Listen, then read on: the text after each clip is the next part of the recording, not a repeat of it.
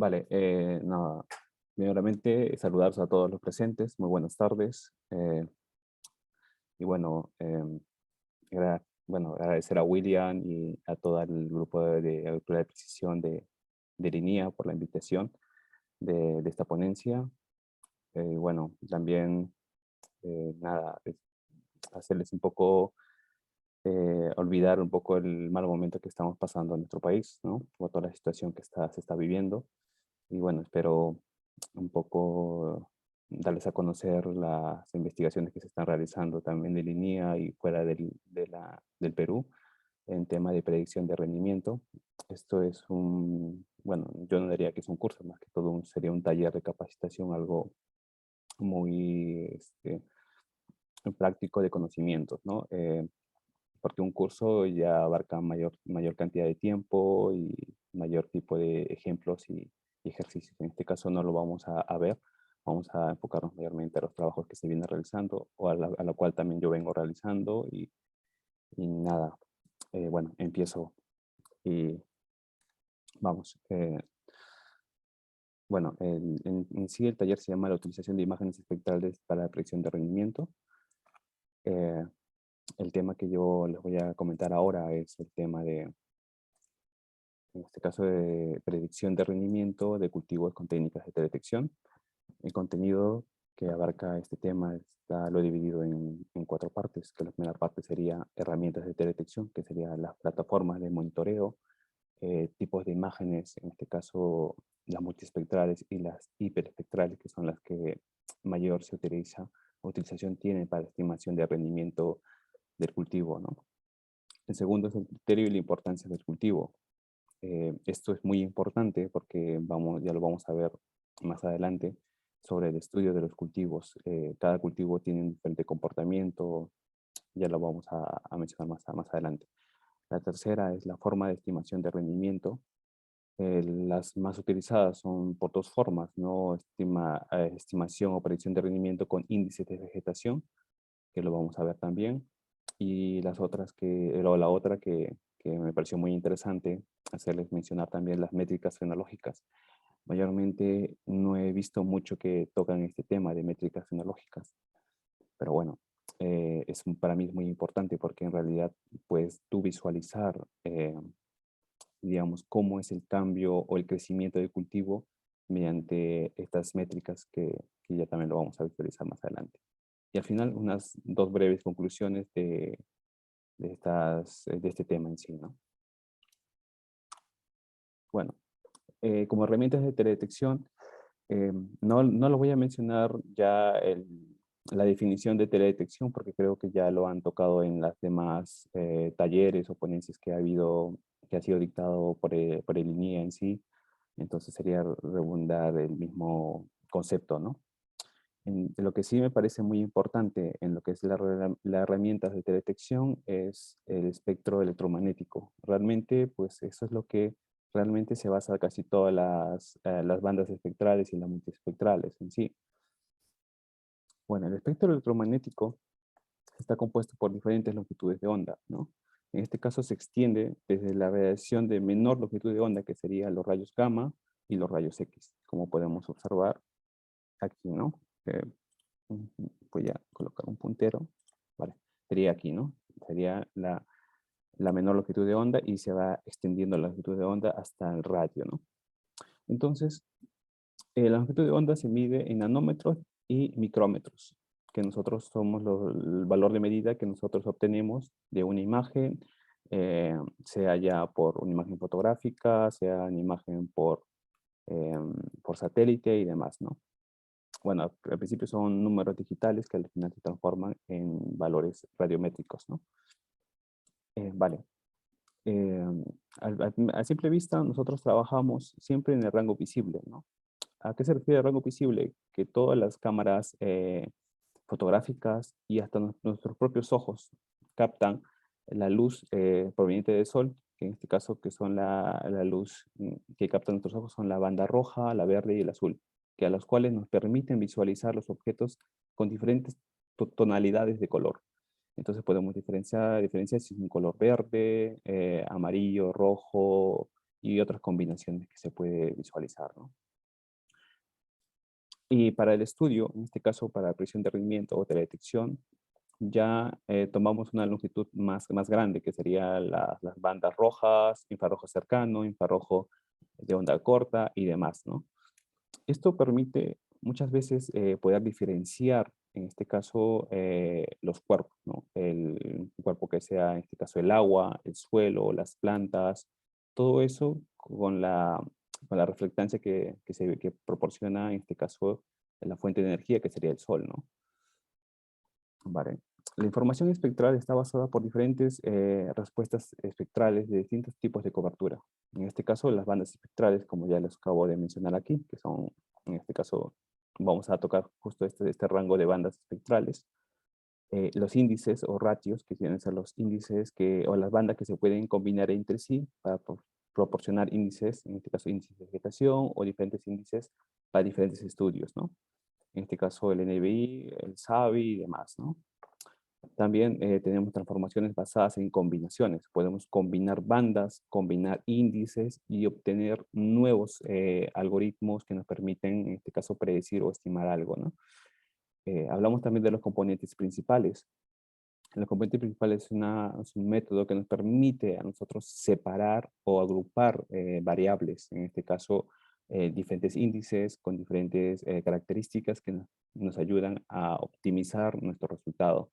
También está el SET-CAP, que también es una herramienta que lo posee el ArcGIS o el QGIS o el Sistema de Información Geográfica para poder agrupar y generar también algunas características de diferentes tipos de coberturas, ¿no? En las plataformas y monitoreos, esto es muy importante, ¿no? Porque hablamos de plataformas de monitoreos, son instrumentos o equipos que llevan los sensores remotos, en este caso las cámaras en sí, ¿no? Y entre ellas tenemos los satélites, ¿no? En 1999 pues está el MODIS, que realmente tiene una resolución espectral y una resolución espacial muy grande, ¿no? En este caso de 250 metros hasta 1000 metros, ¿no? Que es un píxel demasiado grande. Y de ahí con el tiempo se han ido evolucionando los satélites hasta obtener pues un satélite, digamos, de libre acceso, que sería el Landsat de 10 metros, de 30 metros, si no me equivoco, es el Landsat, ¿no? Acá es 10 metros, pero es una imagen visible, ¿no? Una pancromática, pero si hablamos de espectrales, están de 30 metros. Y bueno, y también está el Sentinel, bueno, aunque aquí no está el Sentinel en sí, pero el Sentinel también es una imagen satelital libre que tiene una resolución de 10 metros, ¿no? Espectral, tiene mayor resolución que el Landsat. Y bueno, también por el tiempo en que la imagen del satélite pasa por el mismo lugar, ¿no? En cambio, estos satélites que están aquí pasan alrededor de una semana y media a una semana, hasta 2 semanas, ¿no? El tiempo de paso por el mismo punto. En cambio, el Sentinel pasa cada 5 días, ¿no? Que, que ahora bueno, es una herramienta muy versátil también, muy útil. Bueno, también hay satélites digamos, que son de empresas privadas o de pago, ¿no? Que en realidad pues ya son los cubots, que son como satélites como enjambres, que en realidad uno contrata para un vuelo específico en un área determinada y simplemente pues tiene el acceso, en este caso, a poder obtener la información en el día que uno quiere, en la hora que uno desea y todo ello, ¿no? Pero el costo también es elevado, ¿no? Bueno, esos son para estudios, digamos, muy precisos. También tiene una resolución casi ya menor a 1 metro, que realmente es muy útil para el estudio ya más puntual de algo muy específico, como un cultivo, ¿no? Que nos permitiría obtener mayor cantidad de resultados y de valores, ¿no?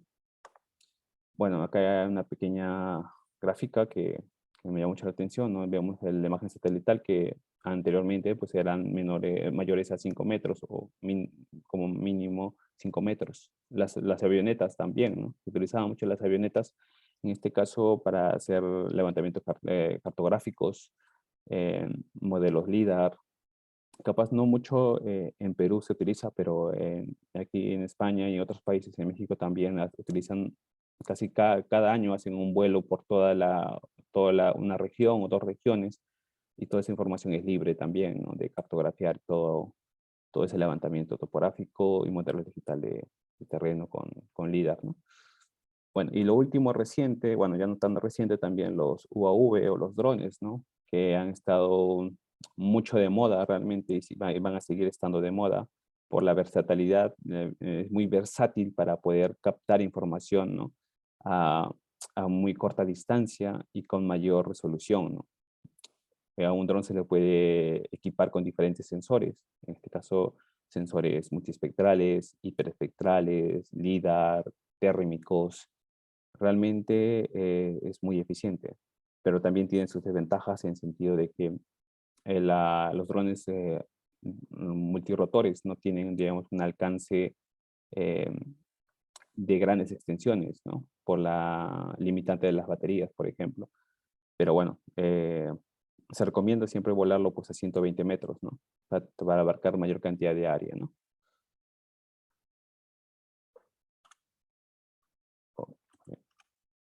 En las plataformas de monitoreo, como ya les mencionaba, tenemos el satélite. El satélite pues abarca que hay mayor cantidad de área, pero en el satélite podemos hacer predicciones o modelos para generar, digamos, mayormente en campos que sean homogéneos, de cultivos homogéneos, o en este caso extensiones muy grandes, ¿no? Del mismo cultivo o que no haya mucha variación, ¿no? Por el mismo tamaño espectral, claro, tamaño espectral, el tamaño del píxel que nos proporciona, ¿no? En este caso, pues el satélite, digamos, el lanza son 30 metros. En 30 metros ya estamos ya en densidad de siembra de un cultivo, digamos, de una hortaliza que viene a ser de 25 a 25 centímetros o de 15 por 15, ya estamos perdiendo ahí varias cantidades de planta, ¿no? O por último, cuando queremos sacar el valor específico de un píxel, estamos tomando un poco de ruido, ¿no? Porque pues que tomemos la planta y tomemos el suelo o tomemos el agua en un promedio entre los tres y tendremos un valor que probablemente nos refleje que sea cultivo, pero ese es el ruido que puede ocasionar una imagen satelital, ¿no? También las avionetas para abarcar mayor cantidad de área, ¿no? Para volar ya una extensión más grande, donde podemos procesarlo, unir las imágenes en un ortomosaico y poder tener un área más extensa, ¿no? Y generar también sus espectros, ¿no? El espectro, pues cada cuerpo en sí, cada planta, una roca, hasta nosotros mismos tenemos un espectro definido, algo muy característico, ¿no? Y cada especie, cada planta también lo posee, ¿no? Los drones, ¿no? Los drones nos permite, pues, tener la facilidad de volarlo en cualquier momento, en cualquier hora del día, nos permite recolectar la información necesaria, ¿no? Y oportuna. Pero también hay que saberlo utilizar porque mm, es fácil volarlo todos los días, pero también el procesamiento, el llenado de información, ¿no? A veces el tener mucha información no es también muy bueno, porque tienes que saber optimizar y poder utilizar eficientemente los resultados que vas a obtener, ¿no? Vale, también tenemos las estaciones meteorológicas que son muy útiles en este caso para generar y predecir la evapotranspiración y demás, que son cosas muy importantes para el desarrollo del cultivo, ¿no? Para el sistema de riego y demás. También hay sensores que son, digamos, manuales, que están a una altura más cerca de la planta, ¿no? Y eso nos permite también determinar a detalle varias características, ¿no? Bueno, también les quería mencionar son los tipos de imágenes que se tienen, ¿no? Actualmente tenemos varios satélites, entre ellas los satélites que son multiespectrales, que tienen una cantidad de bandas casi de 10 a 12 bandas, en el caso de Sentinel, Landsat, que tiene estas características, las hiperespectrales, que mayormente tienen una banda de más de 100 bandas hacia adelante, ¿no? Y vemos la diferencia entre las dos, ¿no? Que en caso de la multiespectral son bandas con longitudes cortas, quiere decir que no son continuas, ¿no? Como lo vemos acá, no son contiguas en sí. los valores de intensidad y longitud de onda son discretas y el sistema que capta la radiación, ¿no? Está en un rango de 3 a 10 bandas, a lo cual abarca pues el rango visible, ¿no? Que sería una cámara fotográfica normal y una cámara multiespectral y una cámara hiperespectral, ¿no? En cambio, la cámara hiperespectral pues es un aglomerado de todo, ¿no? Es una longitud de onda muy ancha, diría yo. Por eso es que se puede visualizar toda la extensión acá de una gráfica completa, ¿no? En cambio aquí simplemente son como gráficos de barras que queda vacío este espacio, al cual no se tiene valores, ¿no? Pero aún así es muy utilizado las imágenes multiespectrales, ¿no? Claro, está limitado al número de combinaciones de bandas, de índices que se puede obtener. En cambio, las multiespectrales tienes cantidad de información, pero también tienes que saber agrupar y saber utilizarlo eficientemente, como mencionaba anteriormente. Si nosotros nos llenamos de información, pero no sabemos qué hacer con la información, no te sirve de nada tener toda la información necesaria. Vale. Continuando. El otro punto que quería tocar, que es muy importante, es el criterio o la importancia del cultivo. En caso para la predicción o estimación de rendimiento, sí es muy importante lo que es conocer eh, todo sobre el cultivo en que uno va a hacer el estudio o la estimación de rendimiento, ¿no? Esto va a depender mucho del tipo de cultivo. Hay cultivos herbáceos, hay cultivos herbarios, los frutales tienen otro comportamiento, los cultivos también de crecimiento indeterminado como el tomate, el frijol y entre otros elementos, entre otras plantas, perdón, ¿no? Entonces son diferentes criterios que uno debe considerar a la hora de querer agruparlos con la información que se obtiene y para poder finalmente generar índices o modelos o métricas, ¿no? Por ejemplo. Eh, para mí son dos cosas muy importantes que siempre lo he observado. Es cómo uno lo plantea o lo trabaja los modelos o la investigación que uno está planteando. Hay muchos investigadores que trabajan o plantean con la escala BBCH. ¿Qué viene a ser la escala BBCH? Ya viene a ser por una institución que es una institución alemana donde hace un estudio ya biológico y genético de la clasificación de la especie, ¿no? En sí. Entonces, ¿qué define? Define las etapas de crecimiento similares a cada especie vegetal que recibe el nombre de BBCH.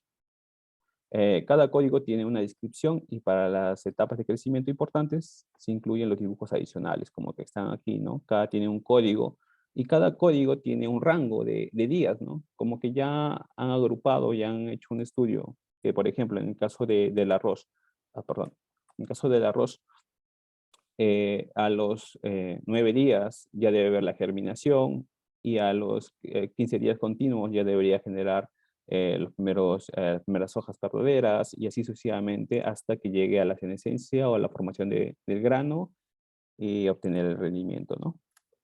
Entonces ya el escala BBCH ya está definido casi, mejor dicho, casi, por no decirlo, por todos los cultivos que se tiene o se conoce, ¿no?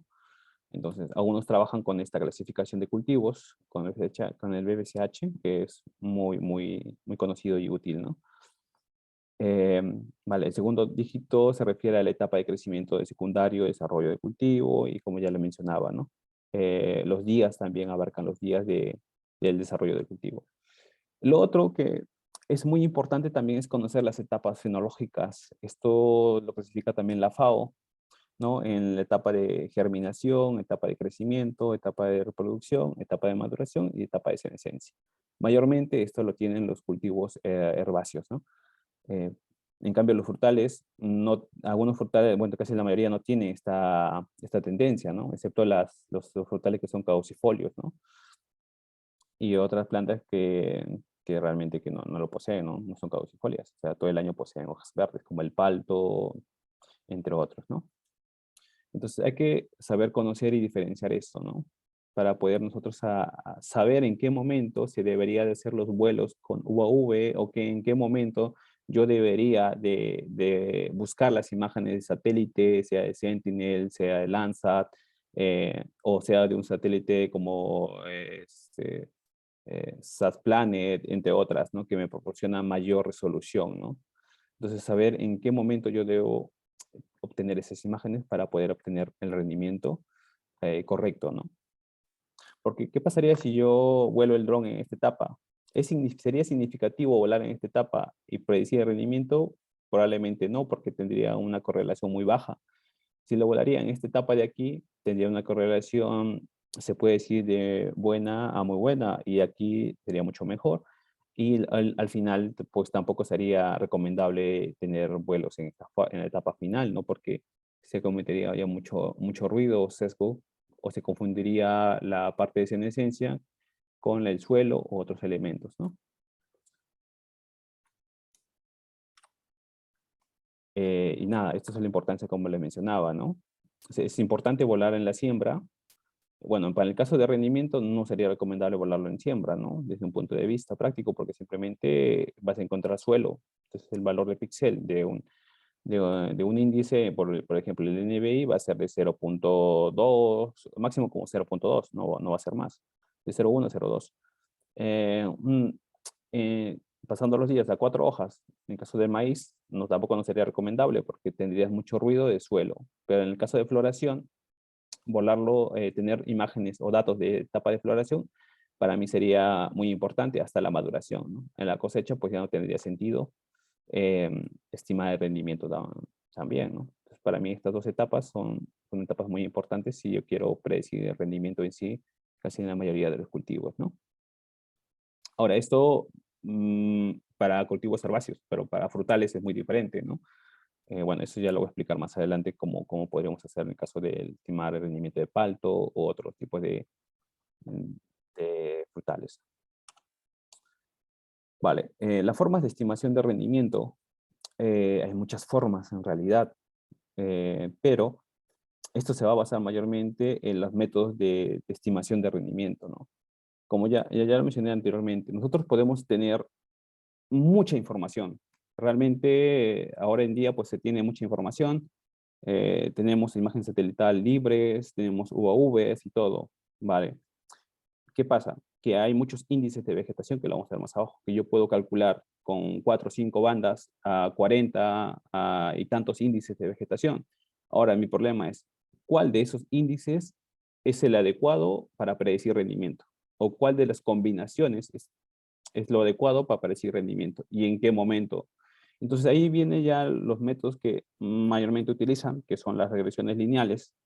Hablamos de las regresiones múltiples, hablamos del método de random forest, que nos permite hacer una regresión para estimar rendimiento, regresión con vecinos cercanos, que también es una, y el árbol de decisiones, y el Supervector Machine, que también es una herramienta muy útil para poder, en este caso, clasificar y generar modelos de predicción, ¿no?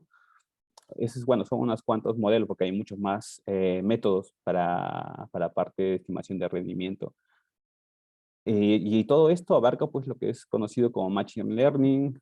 Hablamos de la inteligencia artificial, primeramente, que es la combinación de algoritmos que plantean que el propósito de crear máquinas que representan las mismas capacidades del ser humano, ¿no? O sea, como que va a predecir el rendimiento mediante lo que es la inteligencia artificial. Después de la inteligencia artificial tenemos el Machine Learning, como que son estos de acá, estos métodos que menciono aquí, y son unos cuantos más que nos permiten, pues en este caso, obtener un resultado y poder tener la capacidad de aprendizaje, ¿no?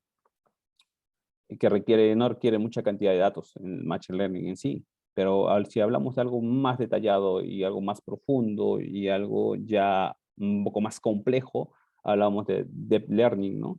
Que vienen a ser pues algoritmos automáticos jerárquicos que emula el aprendizaje humano con el fin de obtener ciertos conocimientos.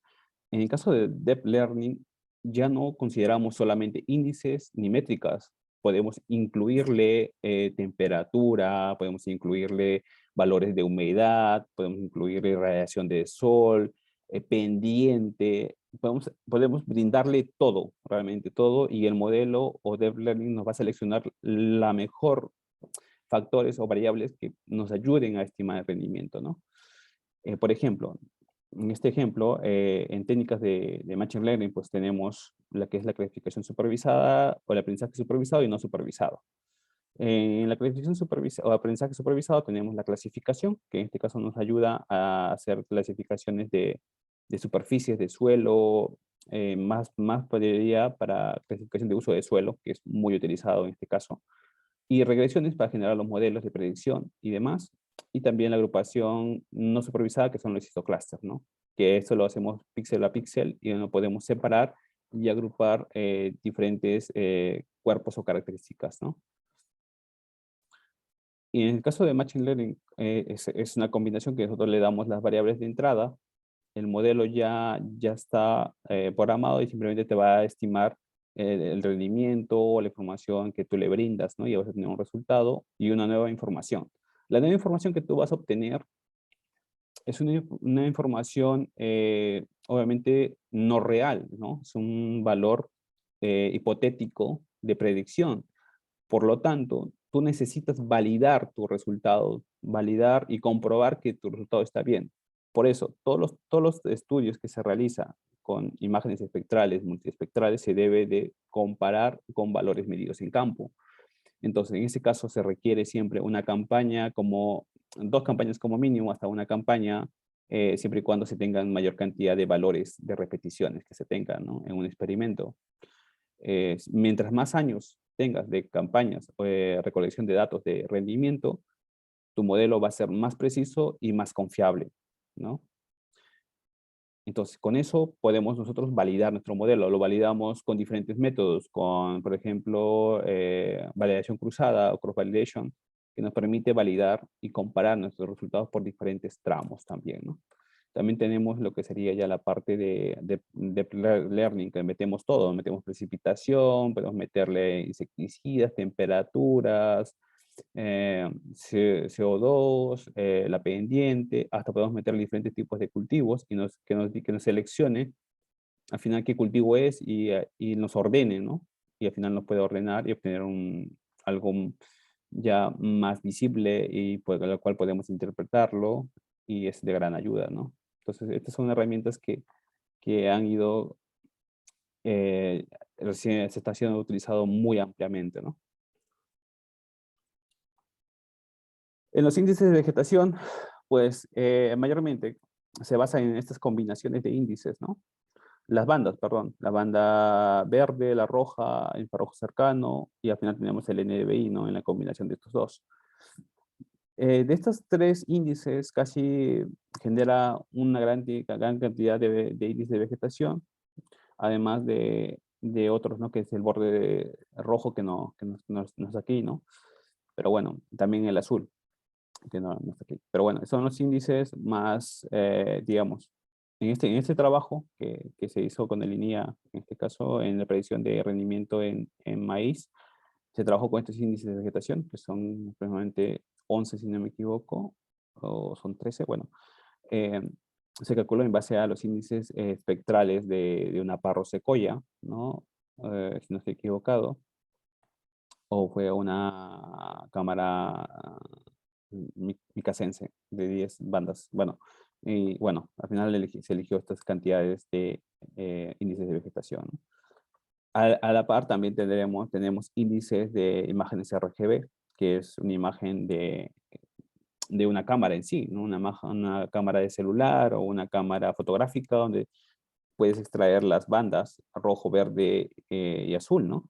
Y te permite obtener estas combinaciones. Hay muchas más combinaciones que puedes uno realizar y poder generar modelos y ver qué índice se acomoda mejor a la predicción para rendimiento para un cultivo específico, ¿no? Entonces, es cuestión de probar estos índices. Pero ya hay muchos autores que también han trabajado estos índices, son muy, muy, muy estudiados y ya te dicen, ¿no? Eh, ya no trabajes con todos, sino trabaja con un grupo específico, ¿no? Que ha dado mejor resultado en otros cultivos que, se, que podría adecuarse al cultivo que tú estás trabajando, ¿no? Por ejemplo. Bueno, nada, bueno, siempre hablan de este índice. Yo tampoco, bueno, lo estoy mencionando ahora también, es el índice de vegetación normalizado, diferencia normalizada, que es el NDVI. Es un índice, digamos, muy utilizado y tampoco quiere decir que sea el mejor índice o el más adecuado, ¿no? Pero bueno, es el más utilizado porque te ayuda a predecir, en este caso, la, la vitalidad de la planta, el grado de si está enferma o está en buen estado, ¿no? El vigor en sí, ¿no? Y vemos ahí el intercambio, ¿no? Si el rojo es visible, pues de un 8%, vemos que está, con el infrarrojo cercano está bien, ¿no? Pero si vemos que están casi similares, vemos que está entrando en estrés o en senescencia o está enferma, ¿no? Y acá vemos los rangos, ¿no? El NBI siempre va en un rango de -1 a 1, ¿no? Donde podemos visualizar el estado de cultivo y podemos dar una conclusión a simple vista cuando lo calculamos, ¿no? Y tomar unas decisiones rápidas. Bueno, este índice, ¿por qué lo estoy poniendo? Porque es un índice que nos va a ayudar también a determinar lo que es las métricas fenológicas, ¿no? Más adelante. Y es estimada por la banda de infrarrojo cercano menos la banda roja sobre el infrarrojo cercano más la banda roja, ¿no? Y pues la mayoría los utilizan para muchos experimentos, pero como menciono, no es que sea la única y pues sea la mejor también. Hay muchos índices que tienen mayor presencia en otras características, ¿no? Vale, nada, este es un artículo que me llamó mucho la atención, que lo hicieron justo aquí en Valencia, donde me encuentro, en lo que es la predicción de rendimiento, basado mediante imágenes de Sentinel, ¿no? Información de imágenes de satélite de Sentinel, con dos variedades de arroz, que es muy conocido aquí, en la albufera, que es la J. cedra, y la bomba, ¿no?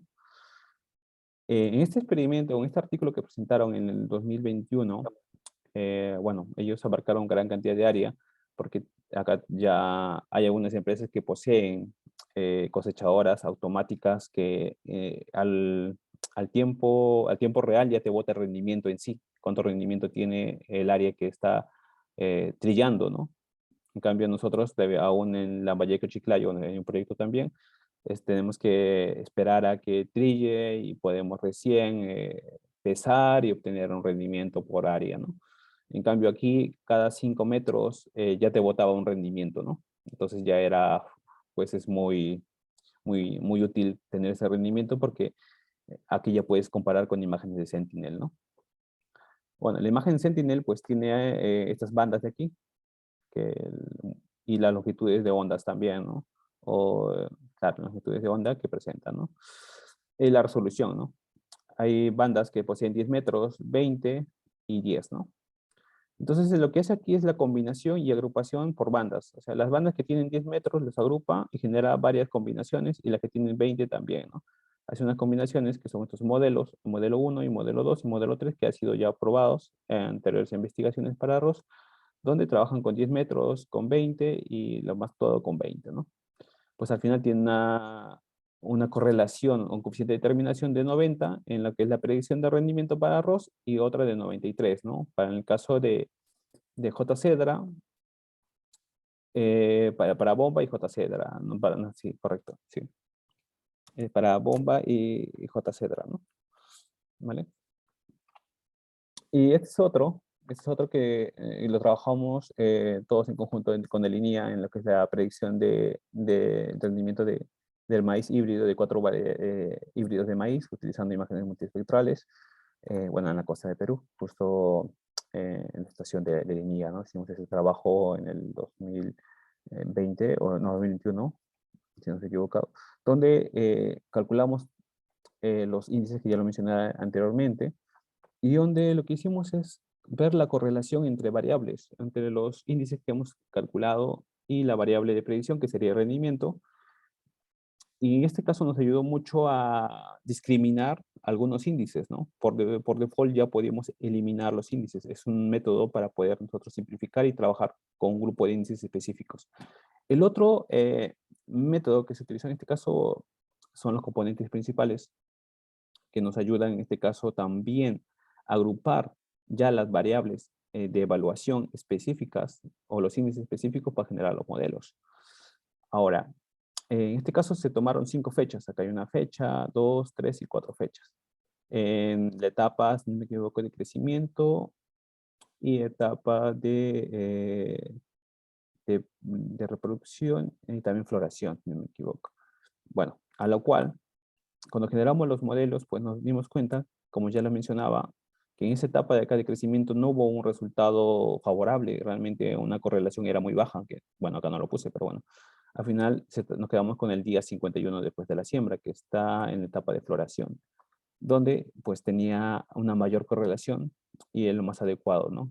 Comparando con la referencia bibliográfica que se ha ido trabajando o revisando para poder generar estos modelos, estaba dentro del rango establecido, ¿no? Que tiene una correlación casi de 65%. No quiere decir que sea el más óptimo, pero es lo más cercano que se ha podido obtener en este caso, ¿no? Claro, se puede también trabajar con mayor cantidad de repeticiones. Mientras tú tengas mayor cantidad de datos evaluados en campo, tu modelo y la fiabilidad va a ser mm, más favorable y más confiable. Bueno, y lo otro, que esto es lo que yo quiero mencionarles, son las métricas fenológicas. Y a veces nos preguntamos, ¿qué son las métricas fenológicas? Las métricas fenológicas son mediciones que nosotros tenemos en la etapa de desarrollo de un cultivo. ¿Y cómo lo calculamos? ¿No? Ya hay muchas formas. En realidad, pues en 2018, Araya hizo un código, un paquete en R que yo lo veo muy útil y lo estoy utilizando para, en este caso, generar métricas fenológicas con series temporales de un cultivo específico o mucho más, ¿no? En áreas más extensas. ¿A qué me refiero con esto? En que nosotros podemos generar eso. Ahora hay herramientas como que el Google Engine, creo que ya también, ustedes ya lo conocen, es una herramienta muy útil para el procesamiento y muy versátil para el procesamiento de imágenes satelitales, donde todo el procesamiento se da en la nube y simplemente descargas lo que tú requieres o necesitas, ¿no? Entonces ya no tendríamos tanto digamos, necesidad de tener un ordenador muy potente para poder procesar todas las imágenes satelitales, ¿no? Vale, entonces lo que hacemos es trabajar métricas fenológicas con el índice del NDVI, ¿no? Bueno, en este caso es del NDVI, pero más adelante voy a mencionarles que no solo es el único índice, se puede trabajar con 4 índices también, muy interesante, ¿no? Para predecir rendimiento y entre otras variables. Entonces vemos que cuando generamos la serie temporal de tiempo, quiere decir que nosotros podemos tomar una imagen desde la siembra hasta la cosecha, que muchas veces puede darse en ese sentido, ¿no? Cuando uno descarga una imagen satelital, pues tiene varios sesgos, como en el caso de la nube, la corrección geométrica, atmosférica. Bueno, en el caso del Google Engine ya está calibrada la que es la geométrica y también la radiométrica, pero la nube aún así hay problemas. Lamentablemente, pues en la parte de casi la mayoría del territorio de nuestro Perú tenemos cantidades de nubes muy grandes. Entonces, cuando queremos extraer una serie temporal de 1 año, 2 años, vamos a tener imágenes reducidas a 15 a 16 imágenes en todo el periodo. Entonces, al final lo que hacemos es extraerlos. En este caso, se agrupa. Tú puedes extraer todas las imágenes que puedas de Google Engine, pero al final siempre vas a tener ruido de nubes. Entonces, lo que se recomienda en este caso, ¿cuál es? Es agruparlo cada quincena. Como Sentinel captura imágenes cada 5 días, entonces una quincena son tres imágenes. Entonces, ¿qué hace con el código que tú programas? Saca un promedio de esas 3 fechas y te genera una imagen casi libre de nubes con el valor máximo promedio del NDVI. Entonces, es recomendable trabajar con esos valores, porque si tú trabajas con valores que son la media o la mediana, resulta que los valores son muy bajos y no representativos para series temporales, ¿vale? Entonces, tú debes trabajar con valores máximos promedios, a la cual tú generas todo esto, que sería el crecimiento, en este caso, o la campana de Gauss, como le llaman muchos, lo que se reflejaría el crecimiento del cultivo y el tamaño máximo y la senescencia y demás. Entonces, por default, las métricas te estiman en qué momento se genera la germinación o el crecimiento del cultivo y cómo va crecimiento, la pendiente de crecimiento del cultivo. Y de ahí te calcula también la máxima altura o el máximo valor de NBI que llega a alcanzar el cultivo. También te calcula la pendiente de senescencia, que obviamente que si un cultivo llega hasta un pico, tiene que bajar, obviamente, y también te calcula el tiempo mínimo de desarrollo del cultivo, ¿no? También te calcula la amplitud, cuánto es, en este caso, la dimensión y la simetría, y las integrales mayores y menores, ¿no? En este caso. Ahora, esto de un punto de vista está muy útil, pero esta gráfica, si lo piensan bien ustedes, es factible para un cultivo hortícola, ¿no? De que un promedio de 5 a 6 meses, en este caso puede ser un cultivo de tomate, o otros cultivos que duran 7, 8 meses, como el ají, entre otros cultivos, ¿no? O el maíz que dura 4 o 5 meses, depende también de las variedades. Pero esto no se refleja en los frutales, ¿no? Si queremos aplicar métricas fenológicas para estimar rendimiento, en el caso del palto, en el caso del mango y otros elementos, no es tan factible, ¿no? Porque el comportamiento del NBI no tendría esta campana, tendría algo parecido a que empezaría desde más arriba, ¿no? El valor de NBI, que lo vamos a ver de más abajo. En cambio, en la vid, pues sí, porque la vid tiene una etapa de caducifolia, donde entra en estado de dormancia y todas las hojas se caen, entonces el NBI va a tener un rango de 0, de 1 a un rango de 2. Mientras generan los brotes, el NBI va incrementándose hasta que llega un pico y de nuevo decae, ¿no? Entonces, en el caso de la vid, eh, es, es factible aplicar esta metodología, ¿no? Y otros cultivos también, ¿no? Entonces vemos acá las formas o cómo se estima cada variable fenológica, ¿no? O cada variable métrica, ¿no? De cada, de la serie temporal de NBI, ¿no? Son en total 15 métricas fenológicas que a la cual nosotros nos ayuda a determinar en qué momento nosotros podemos estimar el rendimiento adecuado de un cultivo, ¿no? Vale, este es el trabajo que yo presenté este año, en el 2022, en el Congreso de Teledetección. Justo se llevó a cabo en Navarra, donde era un experimento en que era la estimación de biomasa y rendimiento para métricas fenológicas con Sentinel-2, en el caso del cultivo de arroz en el Perú, ¿no? Esto fue un trabajo preliminar que vine haciendo, donde lo primero que hacemos es extraer las imágenes de Google Engine, extraemos los píxeles necesarios de áreas determinadas y calculamos los índices de vegetación, donde al final pues podemos diferenciar en campos que eran con riego inundado y con riego por goteo en el caso del arroz, ¿no? Donde podemos tener datos de campo que se ha ido recolectando de forma manual, que sería el rendimiento y la biomasa, ¿no? Y generar modelos de regresión múltiple con diferentes software, ¿no? Pues, ya ahí ya viene la habilidad de uno, puede trabajarlo con softwares que son libres. En este caso hay varias como los lenguajes de programación, que sea Python o R, que te ayudan a generar varios modelos, o también software estadísticos como Stagraphic, bueno, Minitab creo, y otros más, ¿no?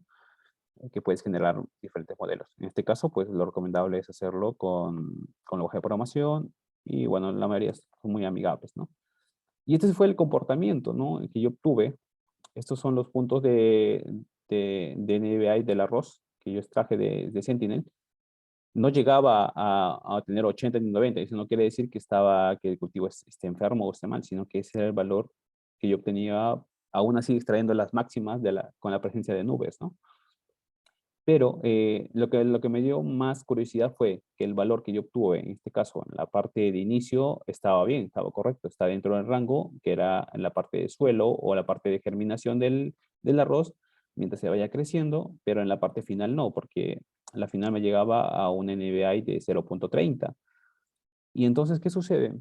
Que en el caso de Lambayeque y Chiclayo, cuando pasa la cosechadora, lo cosechan cuando el grano ya está, digamos, grano pastoso o grano ya bien formado, pero el follaje o la vegetación se queda en campo, se queda como rastrojos. Y ese rastrojo aún conserva esa tonalidad, digamos, no tan verde, sino un verde más opaco, donde la reflectancia llega a tener un rango de 0.30 por el caso del NBI, ¿no? Entonces, eso fue algo interesante, ¿no? Que uno lo puede notar, porque al final, si yo abarco más cantidad de tiempo, obviamente que el NBI va a bajar, porque ya no va a haber cultivo y todo se va a secar o lo queman, ¿no? También eso. Bueno, acá está la interpretación de cada de los 15 métricas fenológicas que se ha trabajado para estimar rendimiento, ¿no? Igualmente, acá lo que es el coeficiente de correlación de Pearson, donde vemos que varias variables poseen un rango de 1, ¿no? Entonces, eso nos ayuda mucho. ¿A qué significa cuando hay una correlación entre una variable y otra que son similares? Se llama colinealidad.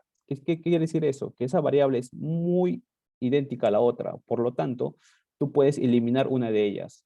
Entonces te vas quedando con pocas variables y al final generas tu ecuación de correlación para predecir biomasa o rendimiento, donde tienes un resultado favorable, ¿no? En este caso, como el número de repeticiones fueron muy pequeñas, no hubo significancia significativa, pero las R's de estimación de caso de rendimiento fueron favorables, ¿no? De 0,88, que me pareció muy interesante. Ah.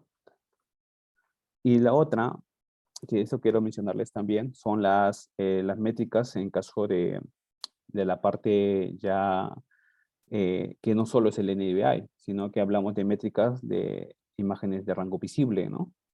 Y tienen el mismo comportamiento, ¿no? En este caso tomamos los días después de la siembra. En este caso, este fue un estudio con imágenes MODIS, ¿no?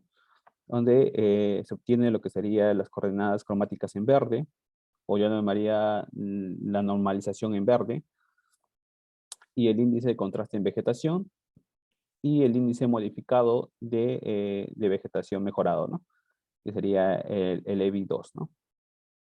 Y el NDVI también. O sea, son 4 índices de vegetación que se ha utilizado en este experimento.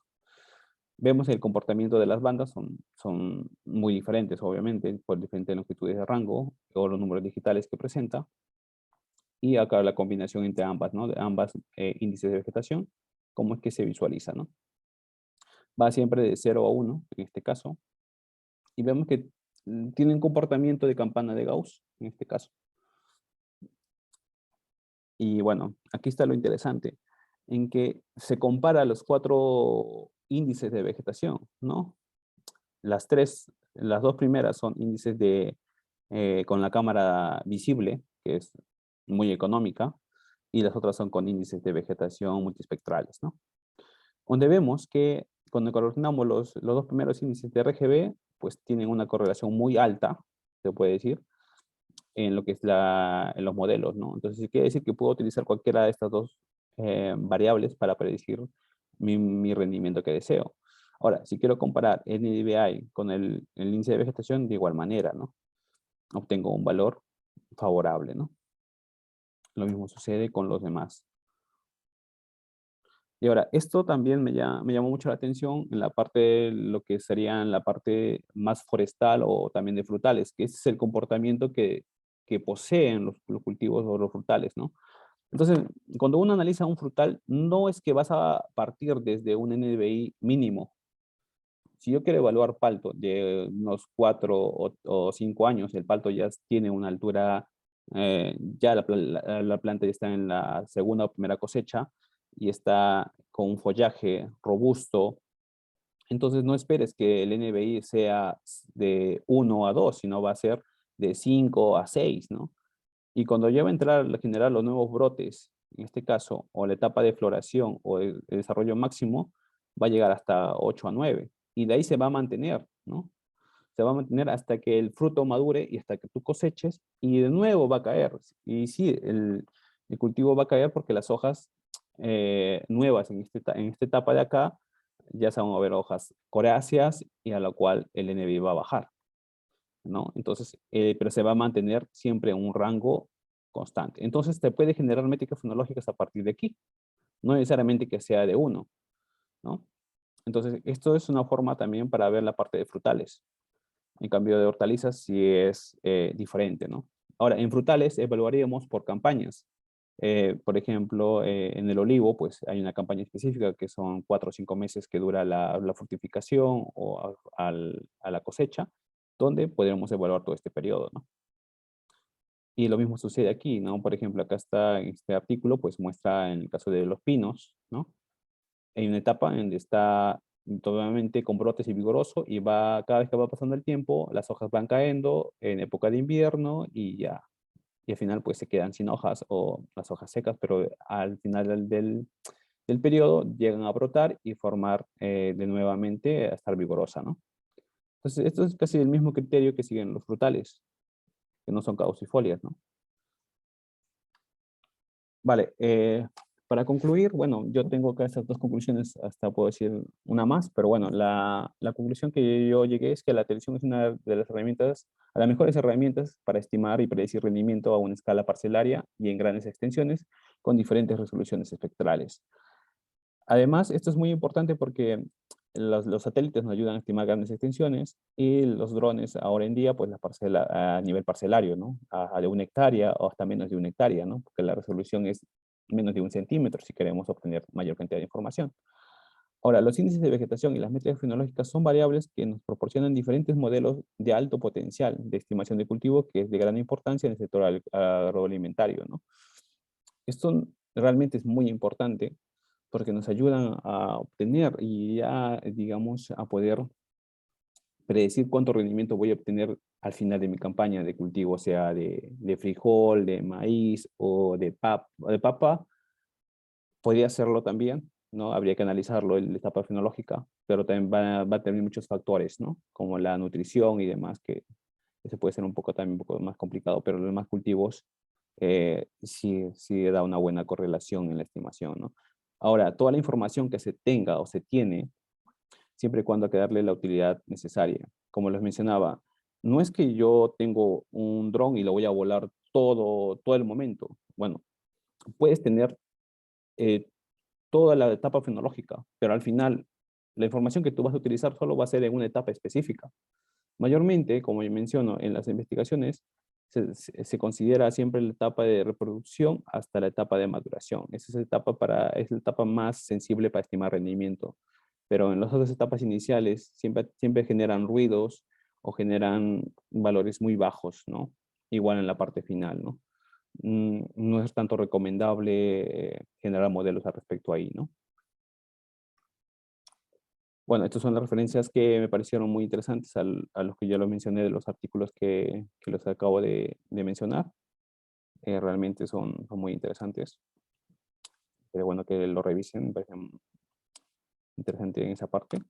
Y bueno, nada, darles las gracias. Espero no verlos cansado ni aburrido en esta ponencia. Y bueno, yo pertenezco al grupo de detección de cartografía y geoambiental de detección de la Universidad Politécnica de Valencia, donde me encuentro ahora mismo. Y nada, ahí les dejo el enlace para que revisen. En tu grupo trabajamos en la parte también, en parte forestal, en la parte de líneas de costa y yo en la parte de agricultura, ¿no? Y bueno, y demás temas también. Hay un grupo de investigadores que estamos ahí y bueno, pues muchas gracias por la atención prestada. Buenas tardes, Javier. Javier, hay unas consultas en el chat. No sé si estás a disposición para consultar, para responder. Vale, William. Ajá. Joel Ramírez, por ejemplo, nos comenta, buenas tardes, una consulta. ¿Qué variables predictoras utilizó para estimar o pronosticar el rendimiento? Variables predictoras. Vale, como mencioné, hay varias formas. Hablamos de índices de vegetación o métricas fenológicas. Eso va a depender mucho del cultivo. Cada cultivo en sí es muy diferente. Yo no puedo comparar un frijol con un maíz por simplemente en su desarrollo fenológico. eh, por lo menos en las métricas fenológicas uno puede tardar 165 días, el otro puede tardar 90 días de periodo vegetativo. Entonces, ahí es cuestión de que tú trabajes con los índices adecuados. En este caso, los índices adecuados pueden ser 11 o 10 que mayormente utilizan, o hasta 4 que son ya específicos porque hay mucha investigación en ese cultivo, ¿no? Por lo menos en el cultivo de maíz ya hay muchas investigaciones. En el cultivo del tomate hay mucho más, y en el cultivo de vid hay infinidades, porque aquí, por lo menos en España o en Europa o hasta en Estados Unidos, tienen gran cantidad de áreas de uva, ¿no? Pero uva para producir vino, ¿no? No tanto uvas de mesa, o de mesa también tienen un comportamiento muy diferente. Entonces, yo no te puedo decir con exactitud qué índices o qué variables me van a determinar rendimiento, porque eso va a depender de cultivo en sí, de un cultivo específico.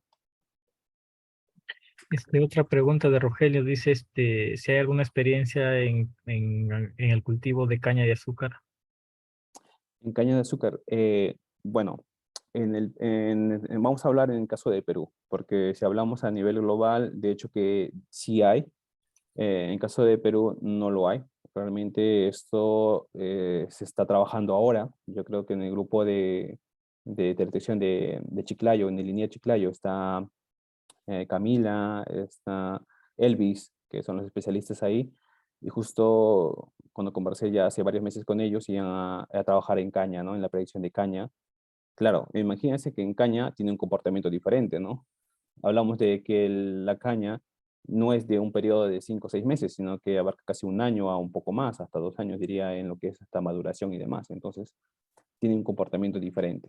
Y hay que saber cómo plantear esa investigación y qué variables considerar y en qué momentos evaluar, ¿no? Entonces, eso también es muy interesante. Bueno, pero eso lo va a trabajar o lo está trabajando Camila y Elvis, que son los investigadores de Chiclayo en el caso de agricultura de precisión. Eller Badajoz nos dice, para estimar el rendimiento es necesario utilizar una variable topológica y qué opina del software Supermap para predecir rendimiento. Topológica, vale. Es que mientras tú le metas o tengas mayor cantidad de valores o variables a tu modelo, va a ser mejor, puede ser mejor o puede que no. Bueno, ahora va a depender mucho también de las variables que tú le metas, las topológicas, en este caso puede ser la parte de la topografía en sí, la topografía, o puede ser la parte también meteorológica, son variables más amplias. Entonces, para ese caso, yo requeriría mayor cantidad de información, medidas en campo, donde yo podría generar modelos ya con más confiabilidad con Deep Learning, por ejemplo, ¿no? Ahí sí metería casi todas las variables posibles que yo tenga. Ahora, ese software de predecir rendimiento no lo he utilizado y no he escuchado mucho sobre ello. Bueno, pero nada, gracias por esa información, así que voy a buscarlo ahora y voy a ver ese software qué tal predice. Pero al final, al cabo, el software hace lo mismo que lo que yo estoy mencionando, porque al final el software, mejor dicho, si no sabes qué hace el software, porque el software aplica un par de algoritmos de regresiones o machine learning, deep learning, que tú no lo ves, porque es un software que tú metes las variables y simplemente obtienes un resultado, es una caja negra. Pero si tú indagas y buscas el código, digamos, la matriz del código, vas a ver que hace el mismo procedimiento que les acabo de mostrar. La penúltima pregunta, Ujú. ¿qué valor de Pearson es el recomendable más confiable o siempre arriba de 0,95?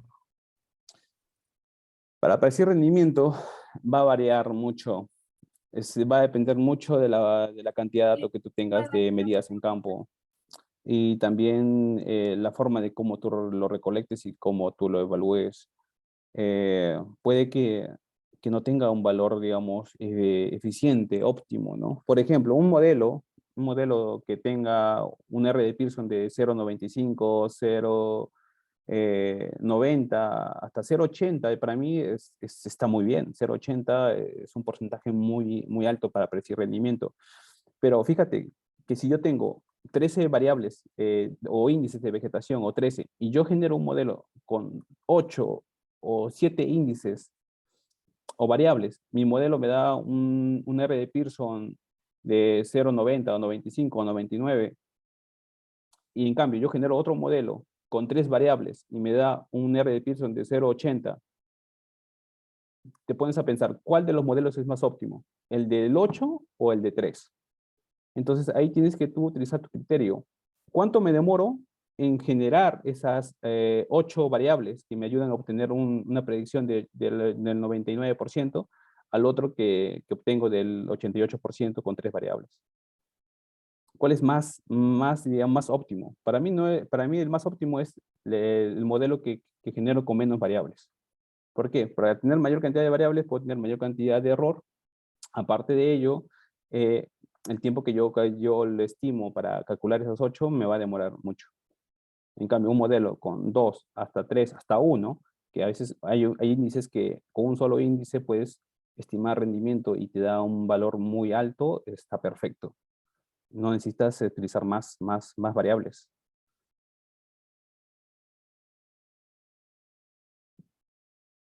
Gracias, Javier. La última pregunta ya como para ir Vale. cerrando. Hay muchas más. Yo te invitaría a que lo respondas en en el chat, pero la última pregunta dice, en el caso del Perú, donde las condiciones de suelo no son homogéneas, hay gran diversidad en la planificación de siembras y las microparcelas son una característica de la agricultura peruana. ¿Cuál es su opinión frente al uso de imágenes multiespectrales con vuelos de drones? Esa es una pregunta muy interesante. Bueno, en realidad todos los suelos son diferentes, ¿no? Para ello siempre se recomienda hacer un análisis de suelo. En todo caso, ya tener diferentes tipos de caracterización de suelo y área. Justo creo que no sé, si no me equivoco, William, capaz estoy equivocado, sí va a ser un estudio con imágenes multiespectrales para estimar tipos de suelo, ¿no? Si va a ser un muestreo y si va a analizar en el laboratorio diferentes tipos de muestras de área determinada y si va a volar con UAV, con imágenes multiespectrales y si va a generar modelos de predicción o estimación de qué tipo de suelo son estas áreas, ¿no? Eh, pero en sí, si uno quiere trabajar con predecir rendimiento con una variabilidad de tipo de suelo, obviamente que vas a tener un problema. Pero lo que yo recomendaría es toma mayor cantidad de muestras.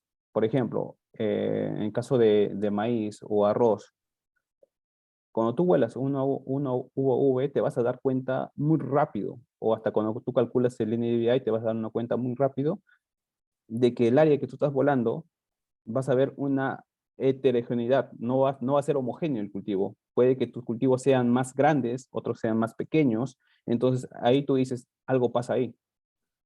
Y cuando tú vas a campo y lo observas, dices, bueno, este maíz ha crecido, no ha crecido el tamaño recomendable, sino el otro ha crecido el tamaño más grande. Eso se debe por la presencia de sales, se debe por la presencia de otros elementos en el suelo. En todo caso, ahí, ¿cómo lo haría? Fácil. Lo dividiría y diría, bueno, genero mis muestras de repeticiones y lo tomaría en diferentes zonas separada a la otra, ¿no? Como que si fuesen dos tratamientos diferentes, ¿no? Para predecir rendimiento. Pero, pero si yo quiero predecir, digamos, para una parcela está bien, pero si yo me pongo a la forma de decir, yo quiero predecir para toda una cuenca o una región, ¿qué hago? Eso no me va a ser factible para mí porque es muy poco los datos que tengo. Tendría que tener mayor cantidad de información para poder yo validar mis resultados. Muchas gracias, Javier. Sí, sí, estamos trabajando en Huancayo, una parte Ujú. para poder determinar algunas variables de suelo, ¿no? A través de las imágenes multiespectrales y validando los datos con muestras de laboratorio, ¿no? Lo otro, lo que comentaba es que si quizás son recomendables los drones para predecir en parcelas que son pequeñas en el Perú y que a veces utilizan diferentes cultivos, yo creo que sí, no hay ningún problema de que se puedan utilizar, ¿no? Bueno, Javier, te Mira, invito para a ver si te das un tiempito para que puedas responder las demás preguntas, quedaron muchas todavía.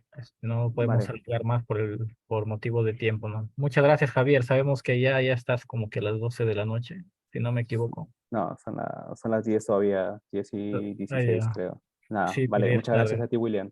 Muchas Muchas gracias por la gracias, invitación y Javier. nada, Estamos en contacto. listo, gracias.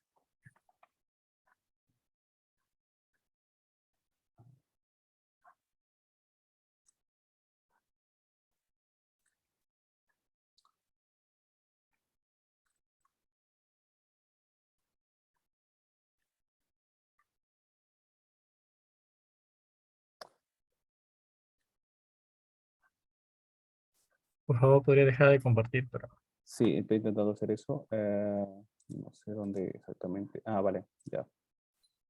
Espérame. Sí, ya está. Bueno, gracias, hasta luego con todos. gracias, Javier. Saludos.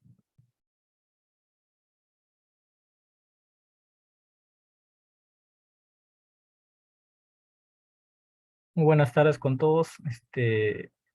Yo ahora voy a presentar un poquito por qué es importante la predicción de rendimiento, ¿no? Y lo voy a hacer voy a presentar la pantalla.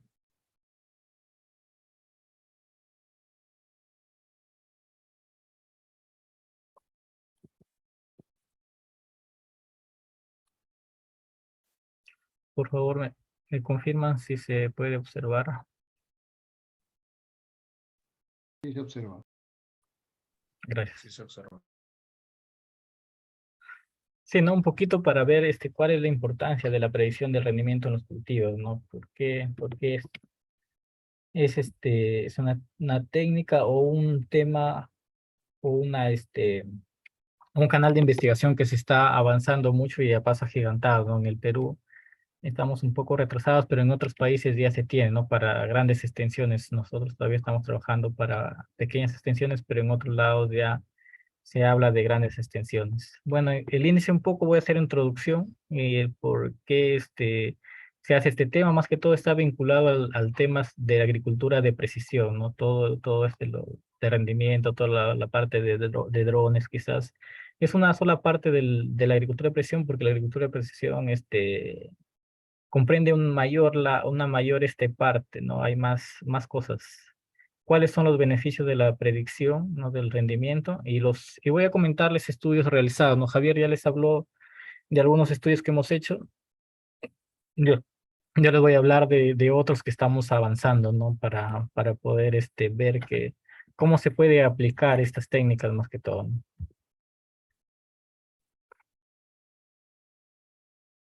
Bueno, cuando nosotros hacemos una línea de tiempo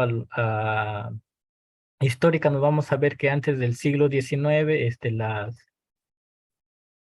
la agricultura era manual, ¿no? Cada agricultor se dedicaba manualmente a producir, ¿no?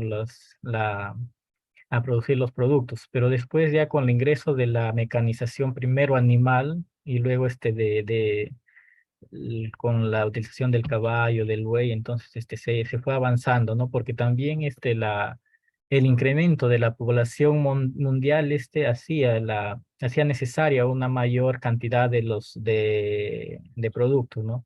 Luego ya, por ejemplo, en 1980 ya se hablaba de organismos genéticamente modificados, ¿no? Y en el 2008 ya se hablaba de sistemas guiados por GPS, y en la actualidad se puede decir que ya estamos hablando de máquinas o de tractores, por ejemplo, que ya son automatizados, ¿no? Pero también antes el agricultor solo necesitaba quizás saber en qué época iba a llover o si tenía agua para el riego, pero ahora no, el agricultor ahora tiene una gran cantidad de datos. Si, por ejemplo, si hablamos de datos meteorológicos, hablamos de temperatura mínima, temperatura máxima, humedad del suelo, humedad relativa del aire, radiación, velocidad del viento, porque al final eso va a afectar a su cultivo, ¿no? Si hablamos de suelo, estamos hablando de fertilización, cantidad de nitrógeno, cantidad de fósforo, cantidad de potasio, ¿no?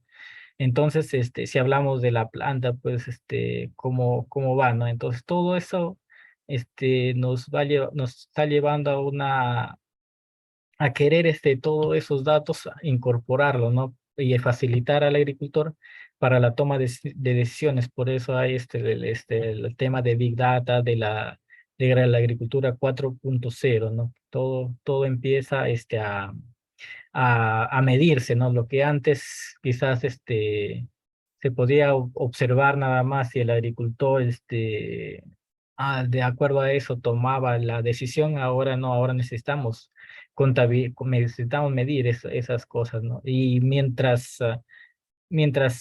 más antes sepamos qué va a ocurrir es mejor, ¿no? Por eso que predecir el rendimiento del cultivo es que ya nos estamos adelantando, ¿no? A la época de la cosecha de un cultivo, ¿no? Entonces, no solamente es saber los datos en ese momento, sino que ya nos queremos adelantar para tomar las decisiones, ¿no? Porque ustedes saben que en agricultura, a diferencia quizás de otros sectores, si hay una granizada y va a afectar mucho al cultivo y quizás nos quedamos sin alimento ese año, ¿no? Entonces todo eso va avanzando y es necesario conocer, ¿no? Entonces, cuando hablamos de agricultura de precisión, hablamos de la adquisición de datos, tanto del cultivo, del suelo, del clima, ¿no? Y acá nos ayudan los sensores y acá en esta parte están la parte de los drones, ¿no? Luego tenemos la extracción de información, o sea, el almacenamiento, el procesado, para que el agricultor pueda facilitar su visualización ya en mapas, en, en algo digerible, ¿no? Para que él pueda tomar las decisiones que sean oportunas, ¿no? Y ya vaya a actuación de campo, ¿no? Por ejemplo, si sale que nuestro rendimiento va a ser en un lado más menor, nosotros quizás si todavía está en una etapa vegetativa, se puede quizás hacer una aplicación de un fertilizante, ¿no? O de un foliar de forma variable, se puede decir, porque la agricultura de precisión es eso. Y se puede atacar solo esa parte donde nuestra predicción de rendimiento es más baja, ¿no? Entonces, ya es una actuación localizada que nos va a pedir, que nos va a permitir reducir los costos y también el tiempo y la mano de obra, ¿no? Entonces, no es y quizás también la contaminación del medio ambiente, no aplico deliberadamente a todo el campo, sino focalizo en un solo lugar, ¿no? Nuestra aplicación. Por eso, cuando se habla de agricultura de precisión, se habla, ¿no? De una operación adecuada, en el lugar adecuado, en el momento adecuado y de la manera adecuada, ¿no? Y también lo más importante, en la cantidad adecuada. Es un poquito, si ya nos adentramos más en la predicción, como les decía, que es anticiparnos en saber qué cantidad se va a cosechar de nuestro producto, tenemos muchos beneficios, ¿no? Por ejemplo, la mejora de decisiones relacionadas con las operaciones de cosecha, almacenamiento y transporte. Yo al saber cuánto voy a cosechar, ya a saber quizás cuántos operarios me necesito para la cosecha, ¿no? Cuánto personal, cuánto material necesito, cuántos días. Entonces, eso es importante, ¿no? ¿Qué cantidad de almacenamiento voy a necesitar? Necesito un camión de 30 toneladas, necesito un camión de 50 toneladas, entonces todo ello me va a permitir, ¿no? Es ya tener una estimación del rendimiento. Claro, siempre hablando también de probabilidades, ¿no? No siempre, por ejemplo, de los datos que se hablaban, los R de Pearson y todo eso, al final es una parte estadística que es lo que nos está acercando más o menos, nos está diciendo más o menos cuánto va a ser el ajuste, ¿no? Por eso es una estimación, no es que va a ser el 100%, ¿no? Y luego estos datos también nos puede proporcionar datos de rentabilidad en una zona de interés, ¿no? Basados en la predicción de rendimiento. Por ejemplo, quizás esto más importante para las empresas que proyectan comprar un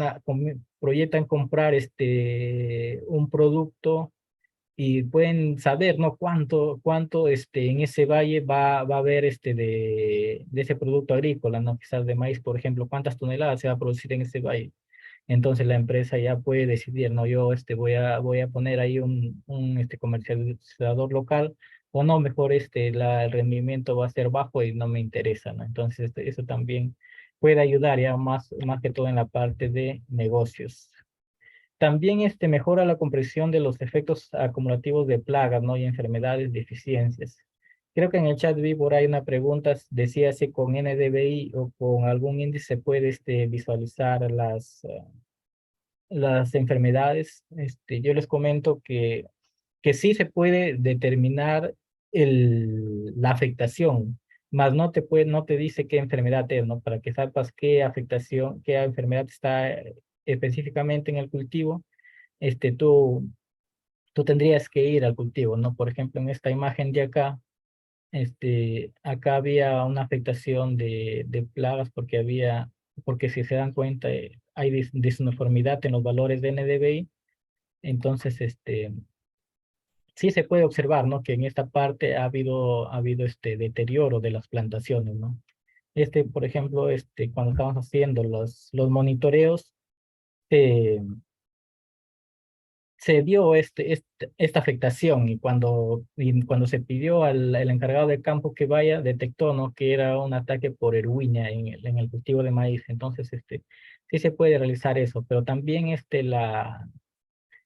para si hablamos ya del rendimiento, esta parte nos va a decir, ¿no? Que vamos a tener un menor rendimiento en este cultivo. Y también también en la parte de por ejemplo, si utilizamos la teledetección y las imágenes, nos va a decir en qué parte hay mayor afectación, ¿no? Qué parte qué parte quizás se hizo mal la fertilización, se hizo mal el riego, y en esa parte nosotros podemos corregir, ¿no? Si estamos todavía en etapas fenológicas tempranas, ¿no? Claro, siempre hay que tener en cuenta eso, porque si nosotros hacemos predicciones ya cuando está en la etapa de maduración, quizás ya no tenemos la chance de poder corregir nada, ¿no? Solamente nos enteraremos que en esa parte se hizo un mal manejo o ocurrió algo, ¿no? Por eso es siempre importante estar monitoreando, y creo que los encargados de campo y las personas que saben siempre el campo hay que estar yendo a ver, ¿no? Y acá también nos va a permitir, a partir de eso, quizás nosotros podemos hacer un historial, ¿no? De saber en qué parte nuestros cultivos van a tener menor rendimiento, ¿no? Que eso nos va a futuras campañas nos va a permitir corregir, ¿no? Tanto quizás en hacer una mejor fertilización, y también un mejor manejo del cultivo. Luego tenemos también al Estado puede ayudar en la toma de decisiones en gestión de las existencias, ¿no? En saber cuánto va a haber. Eso ayudaría, por ejemplo, a los tomadores de decisión para saber, ¿no? Si hay una, si hay, si hay más producción, o sea, si tenemos más producción si se proyecta la producción que va a ser mayor a la que el mercado local lo puede adquirir, entonces se puede ver mercados externos para poder exportar, ¿no? Esa producción, y así no tener bajadas de precios importantes. Y por ejemplo, si nosotros tenemos déficit de producción, nosotros podemos programar importaciones, ¿no? Para que puedan suplirse esa parte del rendimiento que nos está afectando, y también nos pueda permitir hacer otras políticas, ¿no? Que mitiguen esas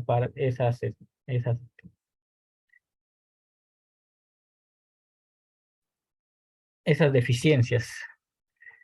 Y lo último que es importante es que nos da una oportunidad para reforzar la seguridad alimentaria mundial y nacional, ¿no?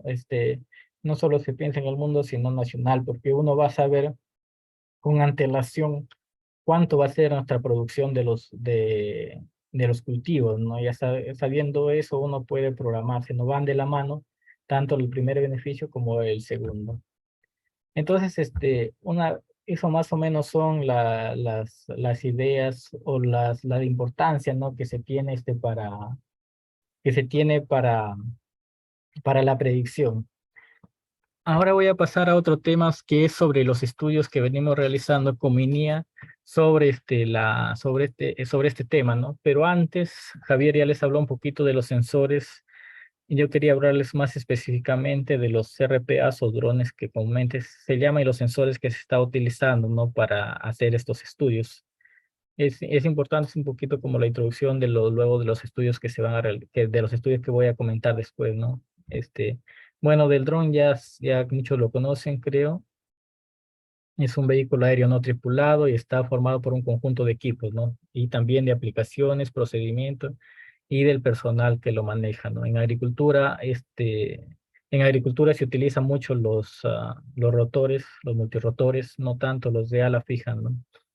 Y, y estos son unas plataformas, ¿no? Así como los satélites, los aviones o las avionetas son también plataformas que van a llevar los sensores, ¿no? Cuando hablamos de sensores nos referimos a las cámaras, para este caso en específico. Tenemos la cámara RGB que nos va a permitir hacer filmación, fotogrametría, para hacer una inspección visual, ¿no? Un primer momento del cultivo, pero ya luego se puede hacer otras variables, que también hay algunos trabajos interesantes sobre predicción de rendimiento con índices obtenidos, ¿no? Con cámaras RGB.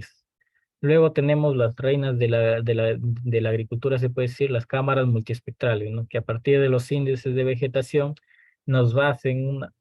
permiten hacer una serie de trabajo, no tanto del seguimiento del estado del cultivo, también como el cálculo de biomasa, y aquí se está integrando, ¿no? El rendimiento. Y bueno, y las cámaras térmicas que son ya para realizar otros trabajos como estrés hídrico o evapotranspiración.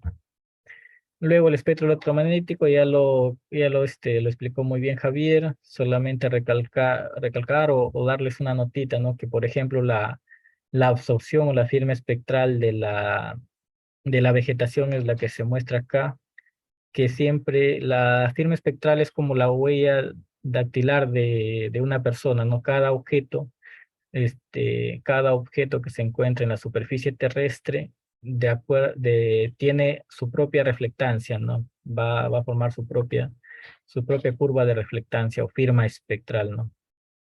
Y por ejemplo, las plantas absorben la luz más en el espectro visible en el espectro visible de del espectro electromagnético, no en esta parte visible, pero de la parte visible, tanto esté acá, la banda azul, la banda roja, pero la que refleja de ese espectro visible es la parte verde, ¿no? Por ello la razón de que nosotros siempre vemos las plantas de color verde. Un datito ahí. Y acá tenemos los índices de vegetación también que nos van a permitir, ¿no? Hacer los estudios de la predicción de rendimiento. Este es un poquito el trabajo que comentó Javier sobre la predicción de rendimiento del cultivo de maíz. El estudio estuvo ubicado en la región de Lima, acá en línea, ¿no? Y el equipo utilizado fue un Phantom 4 y una cámara Sequoia, ¿no? Y estos fueron los índices, fueron cerca de 10 índices de los que se lograron correlacionar, siendo los que más acertaron o los que más se utilizaron para los modelos fueron los de diferencia normalizada, el NDRE, el CIRI y el CBI, ¿no? Esos fueron los índices que más aportaron para la predicción del rendimiento. Luego les voy a comentar de un trabajo que estamos haciendo sobre la predicción de rendimiento del cultivo de frijol acá también en sede central. Por ejemplo, teníamos 48 plots, y ese es de 4 variedades de frijol, ¿no? Acá se está comparando dos métodos para poder separar el cultivo, ¿no? O los índices. El primero es con clasificación supervisada, o sea, solo haciendo la máscara solamente del cultivo, o sea, los índices que se obtienen de cada uno de los plots es a partir de la máscara, o sea, solamente se está seleccionando el cultivo, ¿no? Como acá se puede ver. Y el otro método es no haciendo clasificación, sino utilizando el promedio de toda la parcela, ¿no? En este caso, ahí también habrá valor de NDVI del suelo, de sombra, de maleza y de otros elementos que siempre hay en un cultivo, ¿no? Pero en este caso solamente estamos separando el cultivo. Entonces, para hacer la comparación de los estudios. Acá, por ejemplo, tenemos los índices a lo largo del cultivo. Por ejemplo, este es el NDVI, cómo se comporta, ¿no? Desde el inicio de siembra hay un crecimiento, ¿no? Va creciendo, llega a su máxima cuando el cultivo llega a cobertura, más o menos por floración, y luego ya cuando empieza maduración hay senescencia, ¿no? Y va disminuyendo los valores. Acá se puede observar, ¿no? Y este mismo es con el NDRE también. Entonces, cómo forma la curva, ¿no? La campana de Gauss que se puede hacer. Entonces, por ejemplo, los parámetros, lo que vimos ahí, los parámetros, si no mal recuerdo, con NDVI que se formaba, ¿no? Para poder predecir el rendimiento, tranquilamente también se podría predecir con NDRE, ¿no? Porque va formando la campana. Luego acá tenemos la correlación de los índices desde el día 33 después de la siembra hasta el 118, ¿no? Después de la siembra. Y por ejemplo, correlaciones ya más o menos de 0.5 lo vamos a obtener a partir del día 61, ¿no? Día 61 es como que estamos todavía en la etapa de vegetativa del estado fenológico, ¿no? Entonces es muy importante también fijarnos desde qué fechas podemos predecir ya esos rendimientos, porque mientras más antes se pueda predecir, podemos hacer correcciones, como ya lo vimos anteriormente, ¿no? El primer tabla es con clasificación supervisada, ¿no? Y acá vemos que el CIR, el DBI y el LEVI son los índices más importantes. Y luego y en el método de no clasificación, donde se toma todos los valores, tenemos, por ejemplo, el NDBI, el GNDBI y el SABI como los índices que más van a aportar a la predicción del rendimiento, ¿no? Y esto es interesante y también confirma, ¿no? Por ejemplo, en las imágenes satelitales donde se tiene píxeles más grandes de 30 metros, de 15 metros, ahí es un promedio, ¿no? Del suelo, la planta y todos los objetos que hay ahí. Entonces, y ahí se obtiene valores de NDVI también altos. Entonces, nos confirma, ¿no? Que el NDVI se puede utilizar mejor cuando no se hace clasificación, ¿no? Y cuando se hace clasificación es mejor estos índices de acá. Luego, cuando ya estábamos realizando el estudio, hicimos los modelos de predicción a partir de días, pero las correlaciones fueron un poco bajas, ¿no? Estaban por alrededor de 0.6 y nosotros queríamos mejorar esas predicciones y entonces con el equipo, con el grupo de investigadores se ha trabajado modelos de predicción según los estados fenológicos, ¿no? Se va agrupando las fechas que se tomaron por cada estado fenológico y se va correlacionando, ¿no? Con el rendimiento. Y también se ha optado por realizar los modelos por cada variedad, ¿no? Porque así también mejoramos. De R cuadrados que teníamos de 0.5, por ejemplo, para la predicción de rendimiento hasta los 47 días, ya tenemos R cuadrados de 0.8, casi 0.9, ¿no? Entonces es mejor y entonces trabajar así, ¿no? Porque también las variedades, a pesar de ser una misma, a pesar de tener en los tipos de frijol también algunos tienen diferente, ¿no? Algunos demoran más días, otros van a demorar menos días, ¿no? Entonces hay una afectación. Por ejemplo, para el estado vegetativo con,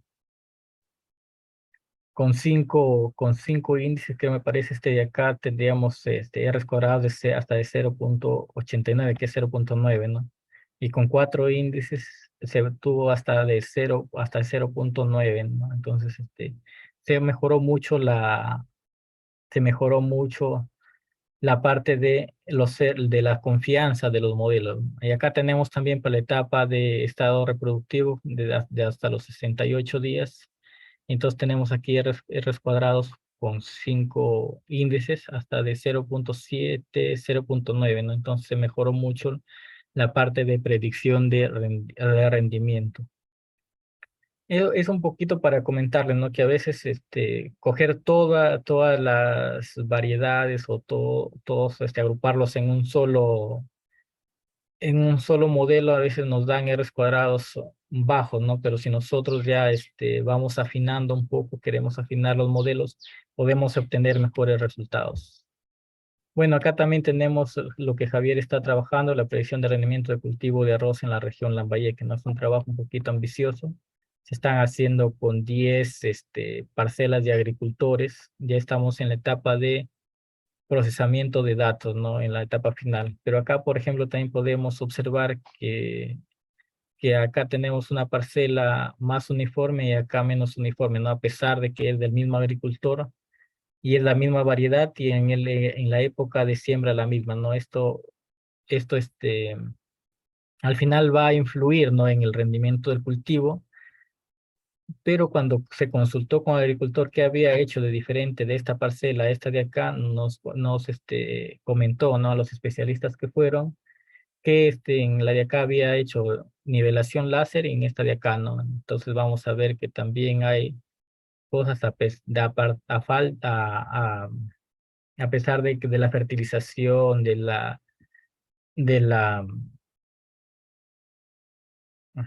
de la cantidad de riego, también hay otros factores, ¿no? Que pueden influir en el rendimiento del cultivo, como son, en este caso, el manejo del suelo, ¿no?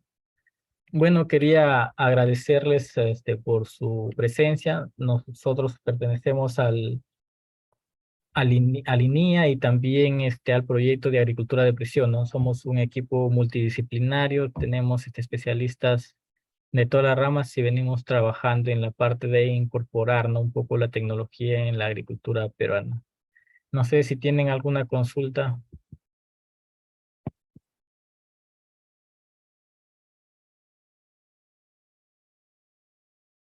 No sé si tienen alguna consulta, pueden utilizar el micrófono si lo desean, o en todo caso me escriben al chat. Rey Daniel nos dice, ¿el procesamiento de las imágenes las realizan en algún computador especial o en la nube? Bueno, te comento que como parte del proyecto se han adquirido Workstation o computadoras de alto rendimiento, no hacemos procesamiento en la nube, pero sí, sí hacemos computadoras de alto rendimiento utilizamos.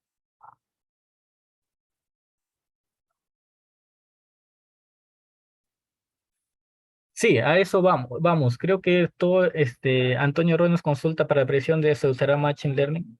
Sí, sí, a eso apuntamos. La diferencia con el Machine Learning o estos modelos simples que hemos visto sobre relaciones directas o inversas, es que para Machine Learning necesitamos bastante datos, ¿no? Entonces, desde ahí, desde el inicio desde que se inicia un estudio ya uno debe proyectar, ¿no? Que se va a hacer con Machine Learning porque los datos que se van a necesitar, son mayores, ¿no? Se habla de 100, 200 datos de rendimiento, que es un poco complicado si las labores a veces que son manuales, ¿no? Entonces, a nosotros nos gustaría, la verdad, ahí ya estamos en los últimos estudios tomando la data para hacer, ¿no? Para utilizar este tipo de técnica. Jimmy Sotero me dice, ¿es mejor usar cámaras multispectrales que las hiperespectrales? ¿Por qué diferenciar las aplicaciones? Ah, sobre las cámaras depende de los presupuestos, ¿no? Yo me inclinaría más por las multiespectrales, una porque son un poco más manejables y se puede masificar un poco más la tecnología, porque las hiperespectrales ya son un poco más especializadas, ¿no? Eso te podría decir sobre por qué diferenciar las aplicaciones. Si me puedes ahí, ¿a qué te refieres con eso, Jimmy? Para poder responderte, ¿no? Sí, sí, profesor, no, me refería a que de repente las multiespectrales tenían un tipo de aplicación distinta en reconocimiento del terreno a las hiperespectrales, ¿no? Porque entendía al ingeniero anterior que los espectros eran diferentes, ¿no? En uno eran continuos y en otro eran como que por barras, ¿no? Por columnas, ¿no? Entonces suponía que eso daba diferentes resultados a la predicción, ¿no? Muchas gracias, Jimmy. Sí, en las multiespectrales pues agarran rangos un poco más grandes del espectro, ¿no? Y están localizados quizás en las partes donde más se pueden notar las diferencias en los cultivos. Y las hiperespectrales, pues la resolución es más pequeña, ¿no? Hablamos quizás de 10 nanómetros y van en continuo. Es, quizás ahí la diferencia, ¿no? Pero yo más me iría por la parte de la facilidad de utilizar y también de masificar, ¿no? Que es una de las cosas que nosotros buscamos. Y para ello las multiespectrales son un poquito, se pueden utilizar mayor, ¿no? Gracias, profesor. Ya. Buenas tardes. Dice, ¿qué software de uso libre se puede utilizar para predecir el rendimiento? Bueno, para predecir del rendimiento, más que softwares, hay métodos, ¿no? Por ejemplo, está el Random Forest, y yo creo que el Python y el R ya tienen incorporado algunas metodologías para aplicar ese tipo de modelos, ¿no? Y nosotros trabajamos con R, trabajamos con Python, no hemos tenido ningún problema, ¿no? Un poco para obtener las imágenes multiespectrales, sí, usamos el P4D, el Pig4D, entonces solamente de todo el procesamiento que se hace, solo esa parte es con software pagado, ¿no? El resto es todo con software libre, o el Ramírez. Para clasificación supervisada, utilizamos el Random Forest para clasificación supervisada. Ya voy a dejar mi número de contacto al final, Araceli.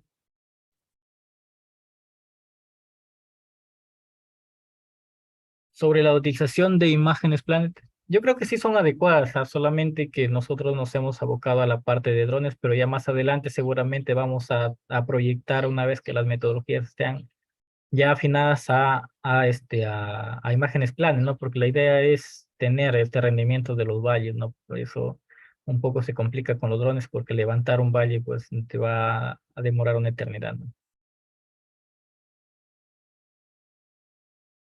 A ver, Giuseppe Vázquez dice, con respecto a rendimiento, ¿ustedes analizan toda la campaña o lo hacen mes a mes para el modelamiento y aparte el rendimiento utilizan solo esa variable o también piensan utilizar producción o biomasa o utilizar otra variable predictora?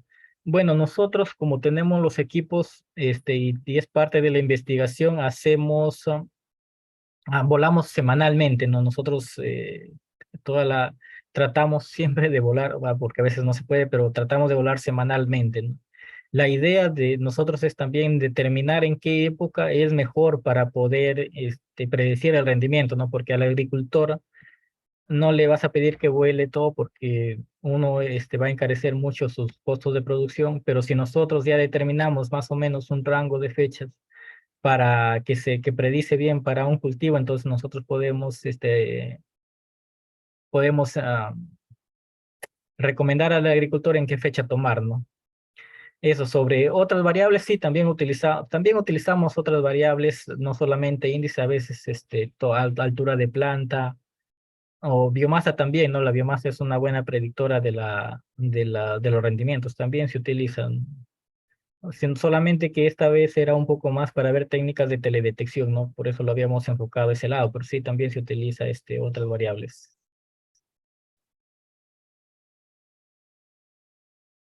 Ricardo Rosas, en lo que a predicción se refiere, ¿cuánto de precisión se está ganando respecto a métodos tradicionales?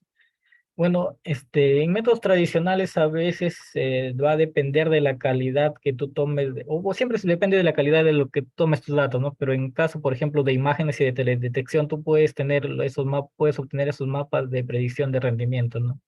Que quizás en métodos tradicionales tú vas a tener un solo valor por una parcela. En caso de teledetección o imágenes, tú puedes obtener un mapa, ¿no? De la predicción. Yo no sé si eso puede ser mejor o peor, la verdad se tendría que evaluar, pero sí para mí, por ejemplo, es un avance, ¿no? Sobre las métodos tradicionales. Sí, Freddy, sí, totalmente de acuerdo, ¿no? Como te digo, el taller es sobre teledetección, por eso hemos hablado más de imágenes, pero mientras más robustos sean nuestros modelos es mejor, ¿no? Si nos vamos a acercar siempre al uno, es mucho mejor, ¿no? De los R's cuadrados o de los indicadores estadísticos, ¿no? De los indicadores de bondad de los estadísticos, que son muy buenos. Dice, buenas tardes. Esta tecnología se puede utilizar para predecir rendimiento, se puede utilizar también para detectar deficiencia de nutrientes, presencia de plagas, enfermedades, estrés hídrico. Sí, también se puede utilizar para hacer estrés hídrico con imágenes térmicas. Nosotros también lo hacemos. Tenemos estudios sobre estrés hídrico. Estamos trabajando también un poco sobre evapotranspiración. Para presencia de plagas, enfermedades, como mostré quizás en una foto, en una lámina, sí se puede también, se puede decir en qué parte de la parcela hay afectación, no hay ningún problema, ¿no? Se pueden hacer. Para detectar deficiencia de nutrientes, todavía no se ha trabajado, pero sí también hay trabajos de investigación muy bonitos sobre cómo detectar deficiencia de nutrientes, ¿no? Sí, también se puede. Las imágenes es la teledetección nos puede ayudar a esto, ¿no? Son técnicas que recién se están incorporando a la agricultura, pero que seguro más adelante nos van a ayudar mucho, ¿no? En este tiempo.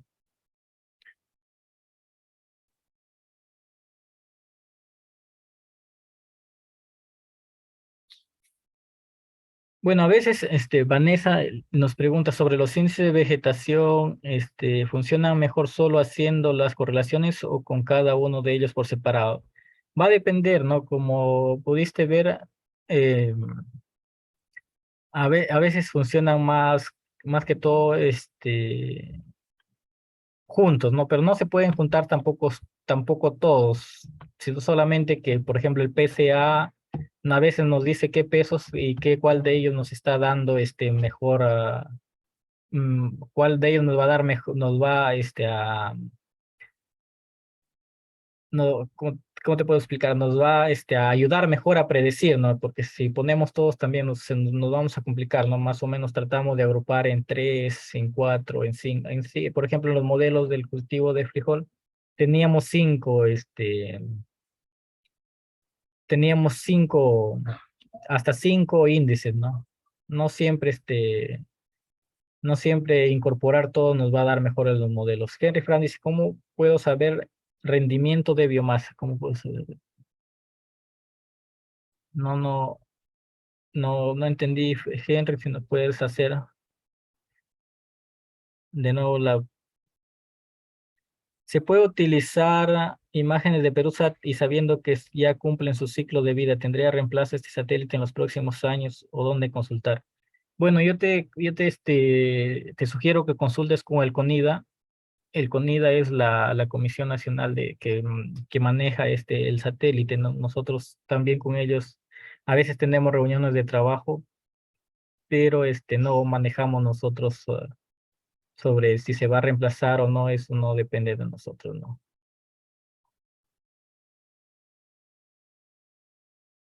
Bueno, Juan Miguel pregunta si es posible aplicar en cultivos asociados, por ejemplo, maíz y arveja o solo por cultivo. Bueno, actualmente estamos trabajando por cultivo, pero sería interesante quizás ver, ¿no? Cómo se podría manejar con cultivos asociados, ¿no? Sabiendo que en el Perú, más que todo en la parte de sierra y selva, hay mucha de este tipo de agricultura, ¿no? Y yo me parece interesante, Juan Miguel, ¿ah? Ver cómo se puede hacer este tipo de trabajos, ¿no?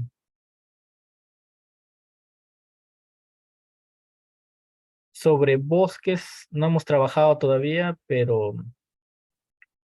sería interesante, ¿ah? Cómo podemos proyectar, ¿no? Sería lo que siempre, como recién se está utilizando, lo que siempre es que nuestros métodos, que nuestros datos de campo sean de muy buena calidad, ¿no? Para poder validar los modelos.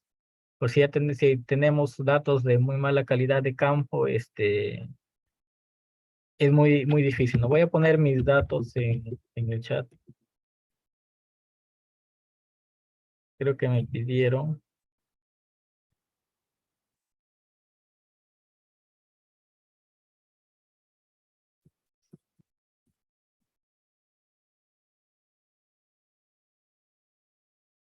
Ahí está, me pueden escribir. No hay ningún inconveniente. Nosotros siempre desde el INEA estamos atentos para cualquier consulta o duda, ¿no? No sé si no hay más consultas.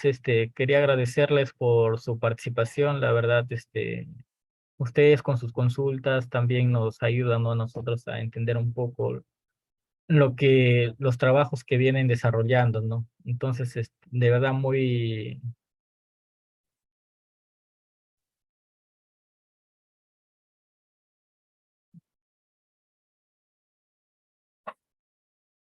no sé si puse mi contacto a todos, pero si no los pongo acá, a ver, espérate.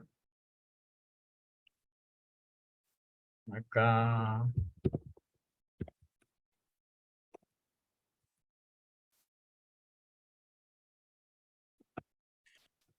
William, sí, yo vi que ustedes están utilizando el dron Phantom 4 con una cámara NDVI. ¿La marca de esa cámara cuál es? ¿Si se le puede adaptar a la cámara original del Phantom 4 o es compatible o no? Para ese experimento utilizamos un Phantom 4, ¿no? Pero ya después nosotros hemos migrado a la Mica Sense. Ahí están mis datos. La Phantom 4 nosotros utilizamos, mira, para predicción de rendimiento y para ese artículo que está en Agronomy, ahorita les voy a compartir el artículo, se utilizó una Mica Sense, no la cámara del Phantom. Pero hay otro artículo que ha desarrollado que ha desarrollado Javier, el primer ponente, y es sobre, y esa sí fue con la cámara RGB del Phantom, ¿no? Que es también sobre variables. Ah, ok. Gracias. Ah, ahí está completo. Así es, sí, la Mica Sense es la que se utilizó, ¿no? Para ese artículo, pero también la RGB más que todo lo hemos utilizado. También va a salir un artículo sobre la RGB, pero ese es con la CEMUS, la H20T, sobre mediciones de altura de palto, ¿no? Eso va a salir en este fin de mes, esperemos que salga el artículo ya, ¿no?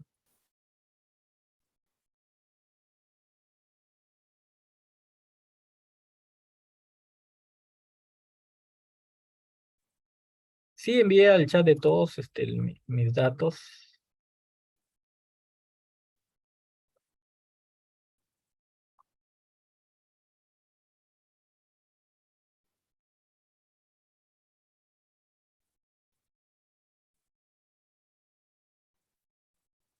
Ya voy a buscar de Agronomy, por favor, un ratito, a ver.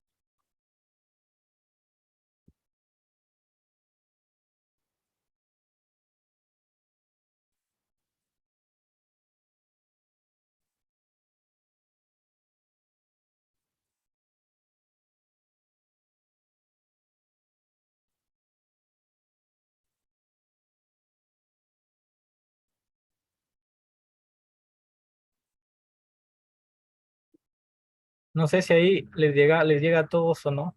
Ahí voy a poner mis datos otra vez, mi celular.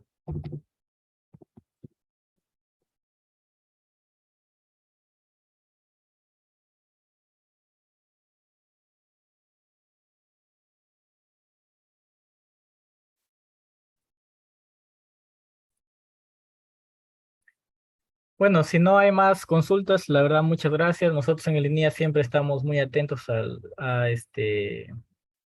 sus inquietudes o a ustedes. También estamos abiertos, ¿no? Si desean a veces realizar algunos trabajos, podemos reunirnos, ¿no? Para ver en qué medida se puede apoyar. Muchas gracias de mi parte.